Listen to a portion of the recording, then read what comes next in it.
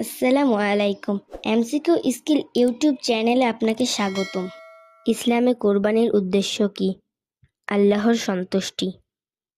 গরু কোরবানিতে সর্বোচ্চ কয়জন অংশ নিতে পারে? 7 জন। কোরবানির জন্য গরুর বয়স কমপক্ষে কত হতে হয়? 2 বছর। ছাগল কোরবানির জন্য ন্যূনতম বয়স কত? 1 বছর। কোন পশুটি কোরবানির অযোগ্য? এক চোখ অন্ধ গরু।